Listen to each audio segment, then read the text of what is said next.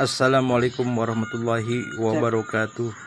Oke, kawan-kawan, selamat menonton dan mendengarkan. Semoga bermanfaat. Amin. Siap.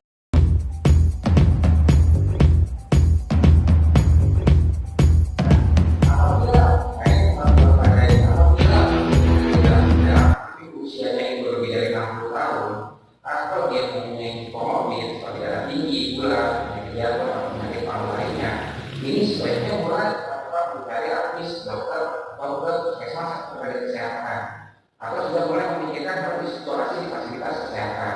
Karena biasanya orang dengan gejala sedang dengan usia 60 tahun atau komorbid biasanya ini sudah mulai sulit untuk memasukkan obat-obatan yang diminum, ya sudah mulai ada kondisi spesifik dari infus, biasanya sudah mulai harus infus, ya.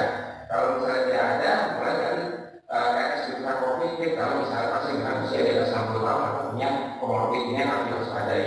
Karena biasanya kalau sebagai gejala sedang dia masuk ke gejala berat yang jauh lebih cepat dibanding penderita COVID yang masih muda, kalau usianya 20-30 tahun, biasanya kalau gejala sedang, itu biasanya dia masih lebih baik, ya jalan untuk gejala berat. Tapi kalau misalnya di usia 60 tahun dengan komorbid, itu hati-hati. Dia itu cepat kali jadi gejala berat apabila tidak mendapat pengobatan yang memadai. Ya, next. Baik, nggak pernah. Nah, Nanti jam ini 12 gejala berat. Tapi berat kan ya, aduh, bukan dah, jam 3. Aduh, punten mangete di Amputaria. Di Amputaria bagian video di kampung. Kalau mulai nyambung, terus nafasnya itu berat, sering, ya bisa sampai 30 sampai 40 kali per menit. Bayangkan kita nafas normal aja itu 16 kali. Padidiin malam teh, bener. Padidiin nafas 2 kali lipat dari orang normal. Tapi padidiin. Nah, begitu dicek ada saturasi dalam udara, ada saturasinya itu, ternyata itu kurang dari 9. Malam nakon mah. Araya depan. Seperti ini jangan mudah, ya jangan ditunda, harus dipaksa dirawat di rumah ini sudah tidak bisa. Bedakan tadi dengan gejala sedang, kalau gejala sedang itu dengan pasien usia 60 tahun atau dengan komorbid mulai ke rumah sakit. Tapi kalau pasien dengan gejala berat, nafasnya sudah berat, lebih dari 20 kali per menit, terus saturasi oksigennya kurang dari 93%. Atau yang dikenal dengan herd immunity di Indonesia. Adanya arus globalisasi. Informasi mengenai vaksinasi yang beredar belum tentu seluruhnya benar. Diperlukan pengayaan pengetahuan dan peningkatan kewaspadaan terhadap informasi-informasi yang diterima. Kepedulian terhadap sesama melalui penyebaran informasi yang benar dapat dicapai dengan menerapkan prinsip filtering before sharing dan sharing is caring. Dalam konteks berbagi informasi bermanfaat yang dapat dipertanggungjawabkan kebenarannya dengan mencari informasi terlebih dahulu dari sumber yang terpercaya. Bapak Ibu peserta sekalian, dengan adanya kegiatan pengabdian pada masyarakat berupa penyuluhan melalui Zoom Minar ini, diharapkan informasi yang diberikan benar dan tepat serta dapat menambah pengetahuan mengenai COVID-19 dan pentingnya vaksinasi COVID-19 kepada masyarakat secara umum dan kepada Karang Taruna tingkat Provinsi Jawa Barat khususnya, sehingga dapat membantu mengendalikan laju pandemi COVID-19. Fakultas Program Militer Universitas Pertahanan RI senantiasa berkomitmen untuk berkontribusi dalam penyelesaian permasalahan kesehatan masyarakat di tengah kondisi dan tantangan tersebut dengan membentuk unit pengabdian kepada masyarakat yang salah satu tugasnya adalah mengembangkan pengabdian pada masyarakat terhadap masalah pandemi COVID-19, khususnya mengenai vaksinasi, sesuai dengan misi dan visi dari Fakultas Kedokteran Militer Universitas Pertahanan.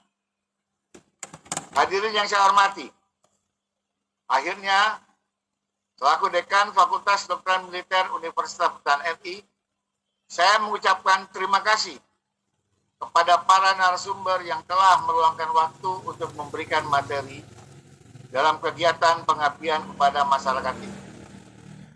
Dan juga saya mengharapkan agar pelaksanaan kegiatan ini dapat berjalan dengan lancar serta mampu menambah hasanah pengetahuan kita mengenai bahaya pandemi COVID-19 dan pentingnya vaksinasi COVID. Marilah bersama-sama kita niatkan kegiatan pagi hari ini sebagai bentuk pengabdian yang tulus kepada bangsa dan negara. Billahi taufiq wal hidayah. Wassalamualaikum warahmatullahi wabarakatuh. Selamat berseminar. Salam bela negara. Salam bela negara. Terima kasih banyak kami ucapkan kepada Bapak Laksamana Pertama TNI Dr. Ari Sakaria, SPOT SPKL FICS, selaku Dekan Fakultas Kedokteran Militer, telah berkenan menyampaikan sambutan dan membuka lagi acara ini secara resmi. Sambutan selanjutnya dari Ketua Pengurus Karang Taruna tingkat Provinsi Jawa Barat. Sambutan akan disampaikan oleh Bapak Dr. Andes Haji Subhan Daragana. Kepada Bapak Dr. Andes Haji Subhan Daragana, waktu dan tempat kami persilahkan.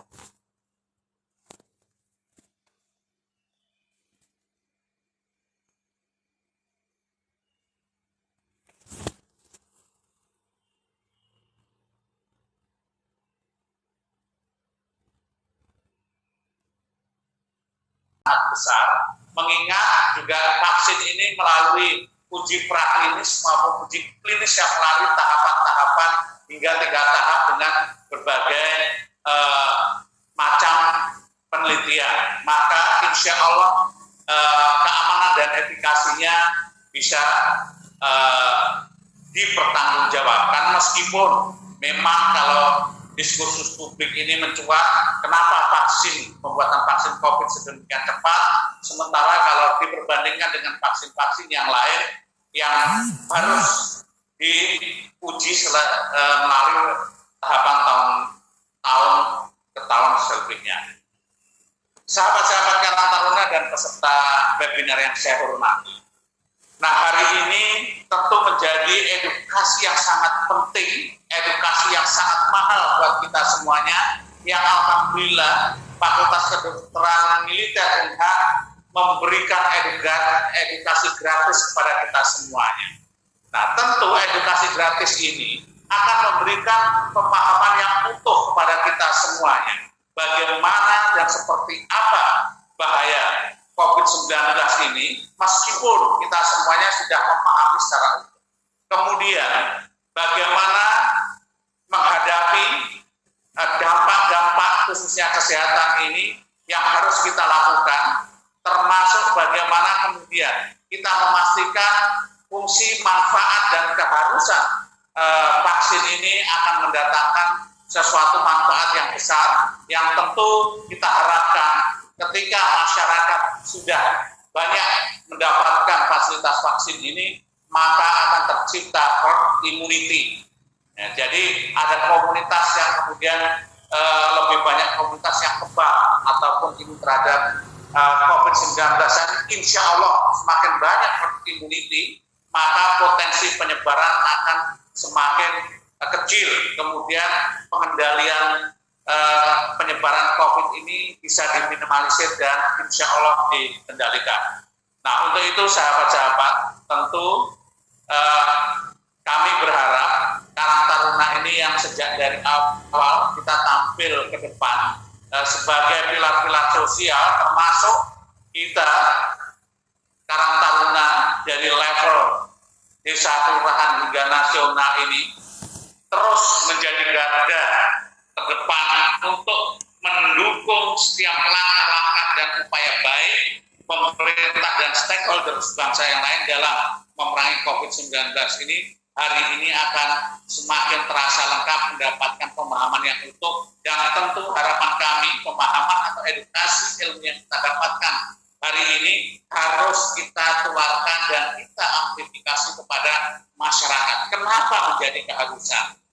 Sebagian kecil masyarakat yang belum memahami manfaat, belum memahami bagaimana bahaya COVID ini, masih ada diskursus yang perlu kita matangkan terkait dengan vaksinasi ini. Ada yang masih bicara vaksinasi ini tidak aman, dia masih percaya kok bahwa vaksin ini tidak halal. Masih ada yang punya pandangan yang tidak mendasar dan juga hoax bahwa vaksin ini adalah sifatnya politis, sehingga ada yang kemudian memahaminya hati-hati vaksin ini untuk mengendalikan populasi. Nah, ini adalah edukasi yang salah. Ini adalah pengetahuan yang tidak bisa dipertanggungjawabkan, yang kemudian menjangkiti masyarakat, yang kemudian membuat tingkat kepercayaan masyarakat untuk menyelamatkan dirinya dari COVID-19 ini berkurang.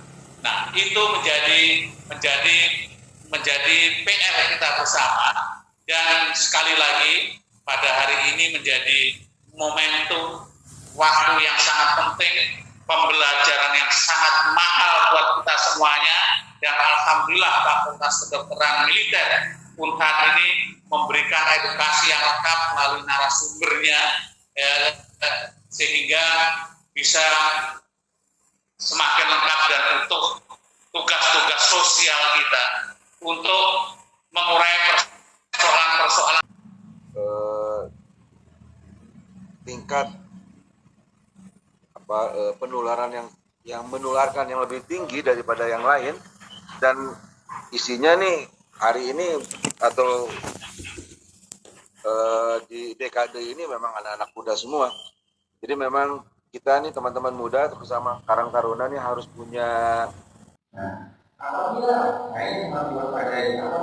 pasien dengan gejala sedang, tapi usianya yang lebih dari 60 tahun, atau dia mempunyai komorbid seperti darah tinggi, gula, penyakit atau penyakit paru lainnya, ini sebaiknya mulai mencari artis, dokter, puskesmas atau tenaga kesehatan, atau sudah mulai memikirkan bereksplorasi di fasilitas kesehatan.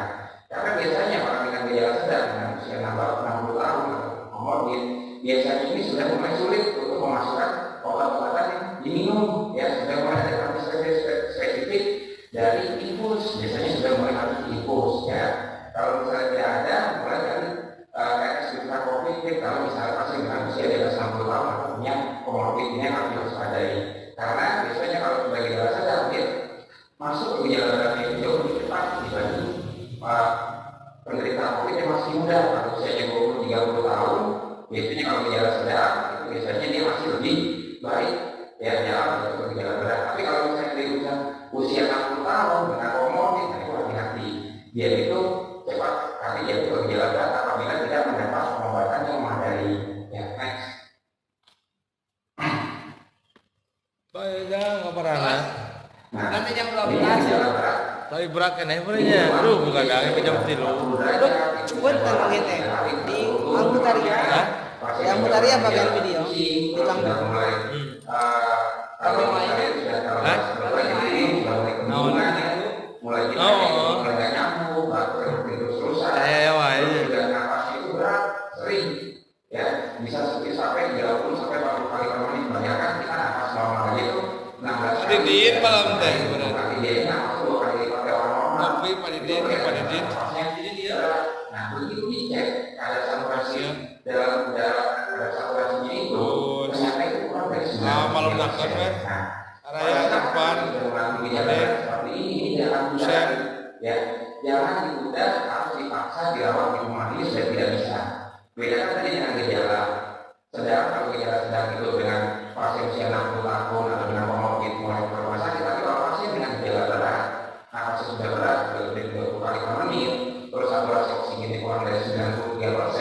Orang sehat hanya dalam skup yang kecil 20 sampai 100, dan di uji fase klinik ini si pasien si subjek peneliti itu dikarantina, jadi dilihat dari hari ke hari oh ada reaksi atau tidak, terus kemudian bagaimana antibodinya dan sebagainya.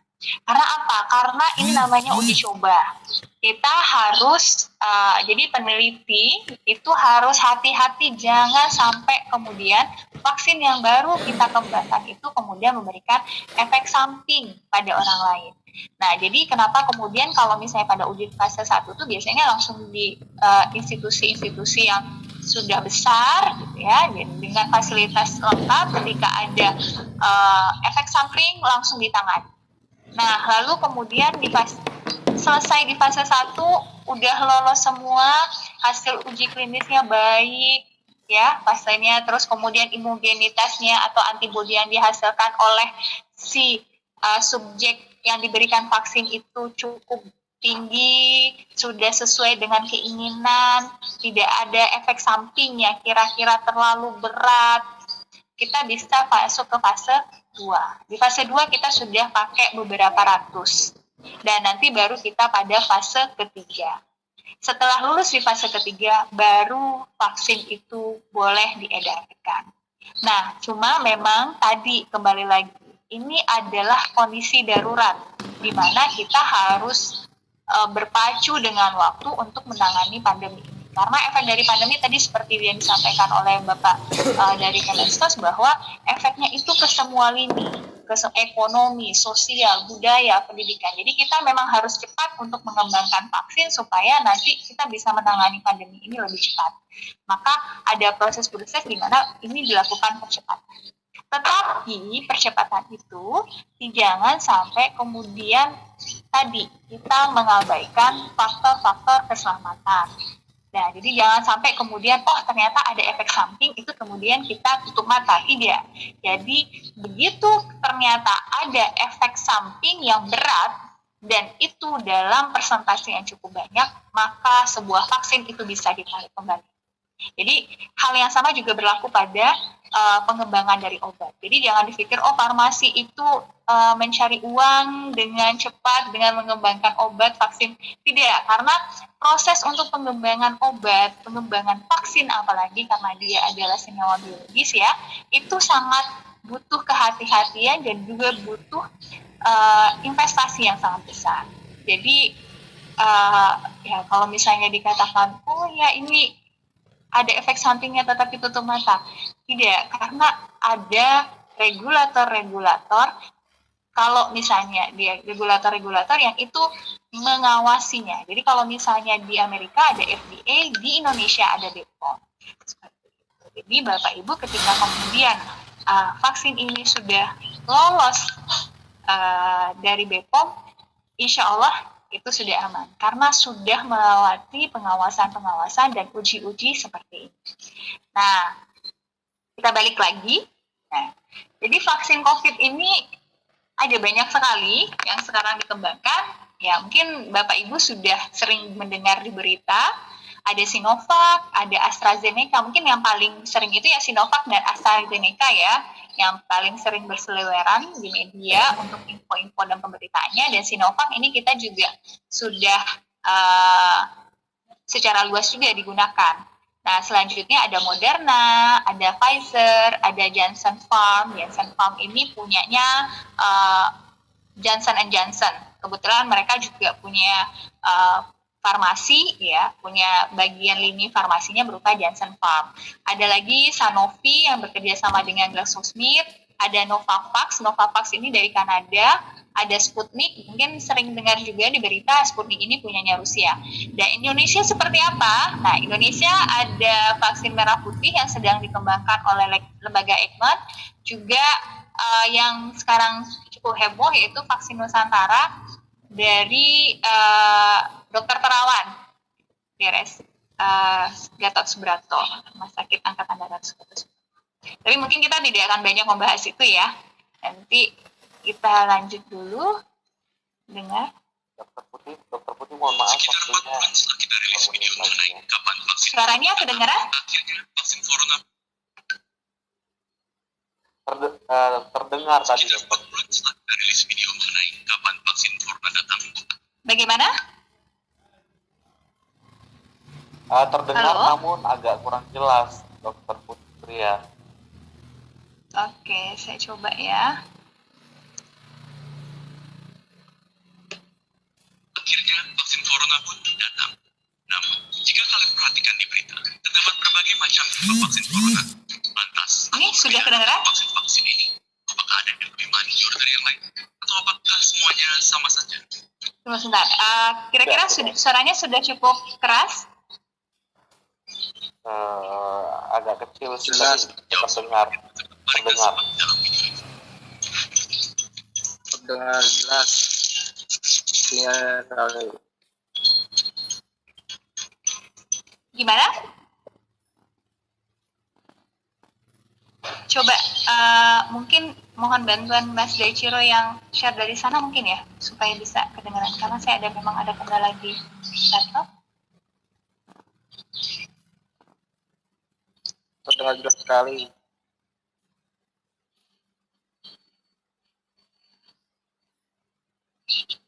Sekitar 4 bulan setelah kita rilis video mengenai kapan vaksin corona datang, akhirnya vaksin corona pun datang. Namun, jika kalian perhatikan di berita, terdapat berbagai macam tipe vaksin corona. Lantas, apa perbedaan antara vaksin-vaksin ini? Apakah ada yang lebih manjur dari yang lain? Atau apakah semuanya sama saja? Untuk menjawab semua pertanyaan tersebut, mari kita simak dalam video ini.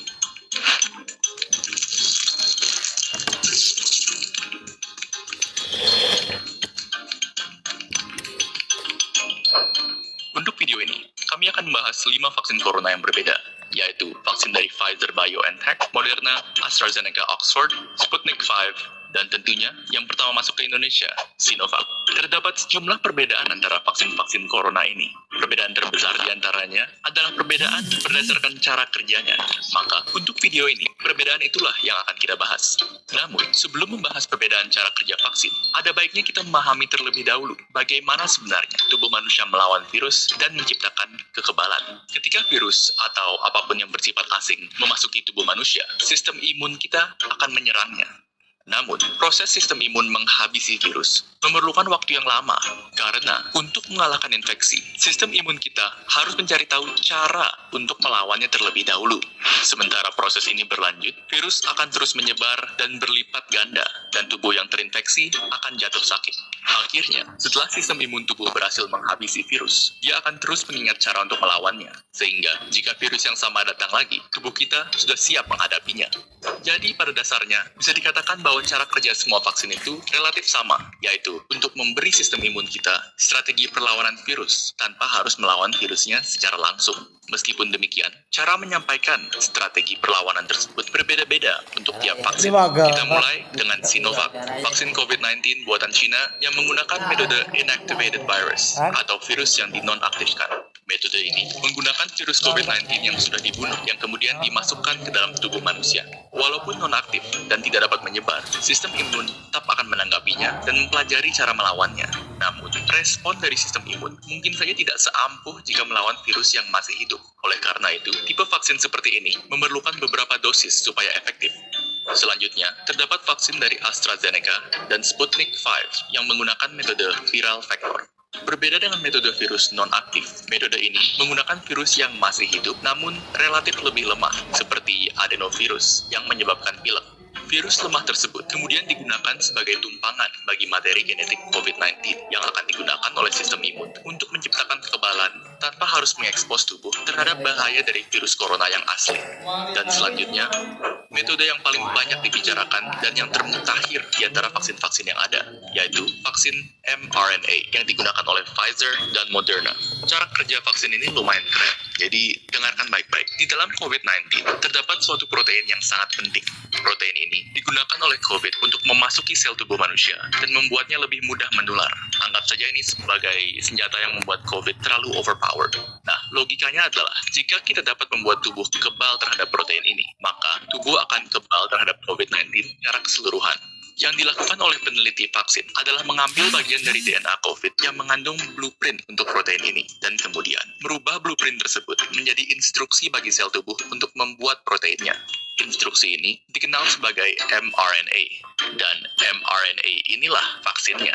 Lalu, mengapa kita ingin sel tubuh membuat protein ini? Bukannya itu berbahaya? Tidak sama sekali. mRNA ini aman karena hanya mengandung instruksi untuk membuat protein itu saja dan tidak mengandung virus corona sepenuhnya. Jadi bisa dianggap seperti senjata tanpa tuan. Setelah mRNA masuk ke dalam tubuh, sel tubuh akan memulai membuat protein ini yang kemudian akan ditanggapi oleh sistem imun. Setelah sistem imun berhasil menghancurkan protein ini, dia akan tetap ingat cara melawannya sehingga membuat dirimu kebal terhadap COVID-19. Pada akhirnya, video ini bukan bertujuan untuk membujuk Anda memilih memilih salah satu vaksin. Karena bagi kebanyakan orang, vaksin mana yang kita dapatkan sudah di luar kendali kita. Yang perlu kalian ketahui adalah vaksin yang kini disiapkan untuk penggunaan massal telah melalui tahapan pengujian intensif untuk menjaga keamanan dan keefektifannya. Dan fakta bahwa kita sudah bisa mendapatkan sekian banyak vaksin dalam waktu tercepat dalam sejarah manusia sudah merupakan sisi terang dalam tahun yang sangat kelam. Tentunya, semua ini dapat terjadi berkat beribu-ribu tenaga medis, saintis, serta peneliti yang bekerja non-stop sejak pandemi dimulai. Dan kini, sisanya di tangan kalian. Sekian untuk video kali ini. Jika kalian dapat memilih, vaksin merek apa yang kalian gunakan? Tulis pilihan kalian serta alasannya di kolom komentar di bawah. Dan jangan lupa untuk like, share, dan subscribe ke Neuron supaya kalian tidak ketinggalan video-video baru kami. Jika ada topik yang kalian ingin kami bahas, kalian bisa tulis itu juga di kolom komentar. Semua link untuk sumber yang kami gunakan dalam video ini dapat kalian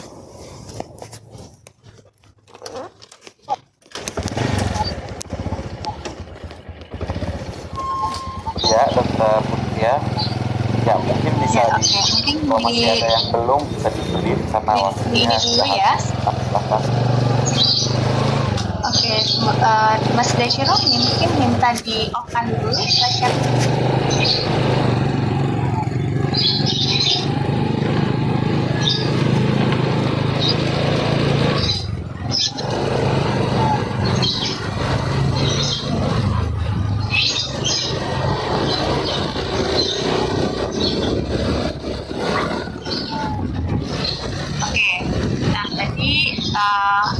Di kolom chat sudah ada yang bertanya tentang apa sih perbedaan dari masing-masing vaksin tersebut. Nah, tadi mungkin sudah ada beberapa yang sudah bisa dijawab dari si video barusan. Tetapi jika masih ada pertanyaan, nanti akan kita bahas setelah ini. Nah, hanya saja, dan karena tadi vaksin itu penting sekali pada kondisi saat ini di mana ada pandemi, jadi akhirnya untuk mencapai, ada namanya ya, kalau misalnya dalam vaksin itu ada dua jenis imunitas yang akan kita capai. Yang pertama adalah imunitas dari diri sendiri, per masing-masing orang yang diberikan vaksin, dan ada lagi yang disebut dengan herd immunity.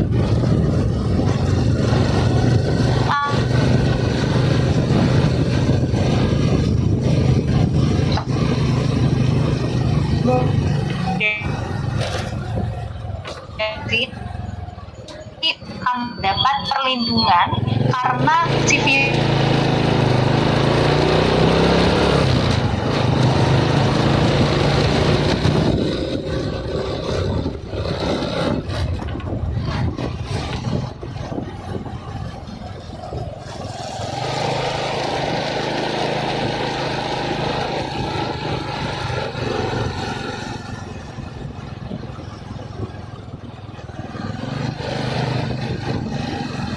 akhirnya tidak terkena juga, atau akhirnya mendapat tidak ikut atau kebal atau tidak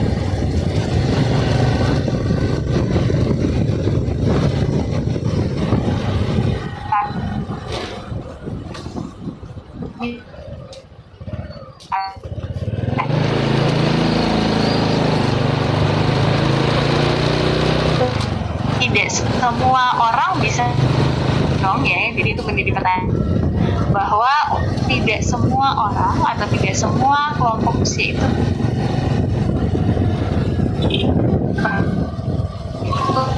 yang pertama tidak memiliki riwayat penyakit. Yang salah satunya adalah tidak sedang mengalami COVID-19. Tentu saja kalau misalnya dia sedang sakit tidak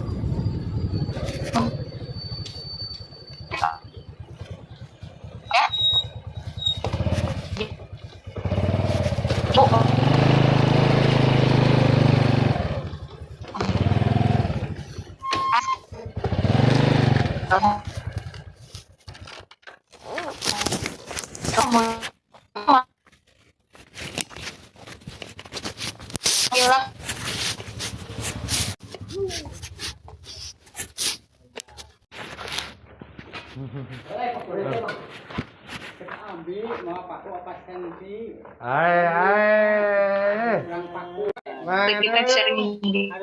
Leles.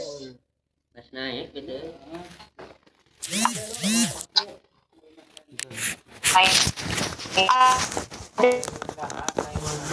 dan penyakit gagal ginjal kronis dengan COVID-19. Begitu juga misalnya Putri, harus maaf, menjalani hemodialisis. Slide-nya nggak berat, mohon maaf.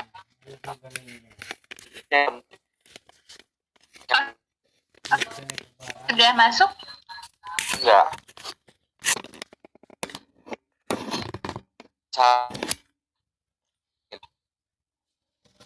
Memang enggak, baru pindah, baru banget. Oke, saya